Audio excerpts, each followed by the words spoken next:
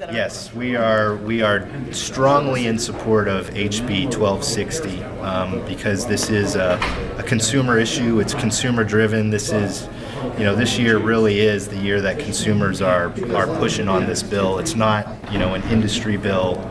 This is, for and by consumers, so we can get wine shipped direct to our homes. Are there any worries, do you think, though, from people is there opposition based on the age thing? That's at least the argument that's thrown out there. It doesn't really hold any weight because any alcohol that's shipped to somebody, they have to show an ID in order to get the alcohol. UPS and FedEx has systems in place. There's 35 states in the District of Columbia already have this in place. They've worked out the age restriction issues. You get ID'd before you get it. So it's not a problem. Outside of the licensing fee, it seemed like it was only $10 per No, $100 for the fee initially, and it's $50 to renew each year. Okay. Are there any other levies added to each bottle? Sales tax, excise taxes, all of those taxes also have to be collected by the shipper and given to the state every year. Oh, okay.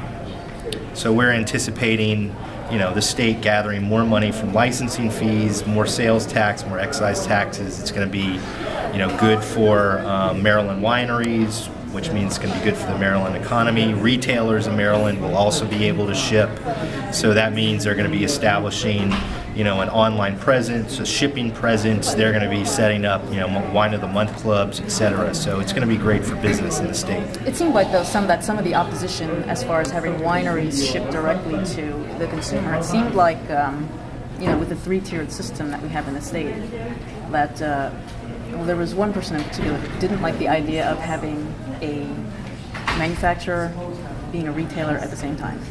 Yeah, those are the guys who represent the middlemen, essentially. They're the ones who won't be getting their cut, when the wine goes straight from the winery to you or me. So be it. I mean, this is about what's good for consumers. It's about what's good for Maryland wineries. That's what we're concerned about. If, the beer wholesalers don't get a little cut from a little bit of wine that's, sold, so be it. They're not going out of business. How much opposition do you think you'll face from those retailers?